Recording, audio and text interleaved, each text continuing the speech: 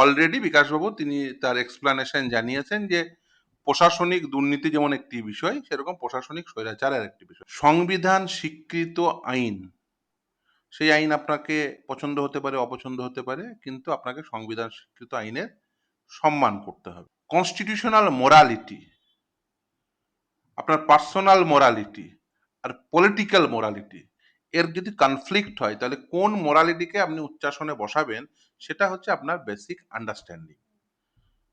এই কনফ্লিক্ট একজন ব্যক্তির জীবনে, একজন রাজনৈতিক ব্যক্তির জীবনে আসে, এবং সেক্ষেত্রে এই কনফ্লিক্টকে কিভাবে তিনি দেখবেন সেটি তার সম্পূর্ণভাবে তার যে পলিটিক্যাল যে জার্নি, তার যে প্রফেশনাল যে জার্নি, তার যে পলিটিক্যাল আন্ডারস্ট্যান্ডিং, তার যে প্রফেশনাল আন্ডারস্ট্যান্ডিং এবং তার যে কনস্টিটিউশনাল আন্ডারস্ট্যান্ডিং এর সমন্বয়ে এবং তার পেশাদারি দায়িত্ব, এই সমন্বয়ে তিনি তার ডিসিশন নেন। এক্ষেত্রে বিকাশবাবু তার ডিসিশন তিনি নিয়েছেন এবং তিনি তার কথাও বলেছেন যে কেন তিনি এই মামলা নিয়েছেন। ফলে এই নিয়ে ফার্দার আর বিতর্কের কোনো প্রয়োজন আছে বলে আমি মনে করি না। এই যে দুর্নীতি বললেন, কেউ কেউ লিখছেন 32,000-এ নিয়ে, কেউ কেউ লিখছেন, তারা বোধহয় ভুলে গেছেন যে 26,000-এর টেন্টেডের হয়ে কে অ্যাপিয়ার করেছিলেন, পরে আবার এসএসসির হয়ে অ্যাপিয়ার করে টেন্টেড, এসএসসি, আনটেন্টেড সব জগা খিচুড়ি কে পাকিয়েছিলেন? আমার দায়িত্ব, প্রফেশনাল দায়িত্ব, যে যে আমার কাছে আসবে, যদি আমার কোনো মামলার সঙ্গে সেটা কনফ্লিক্ট না ঘটে,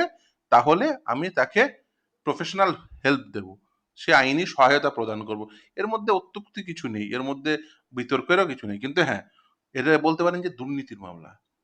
আমার যতদূর ধারণা, বিশেষভাবে মানে দেবরাজ হোক বা অন্য কারোর, দুর্নীতিকে সমর্থন করছেন না।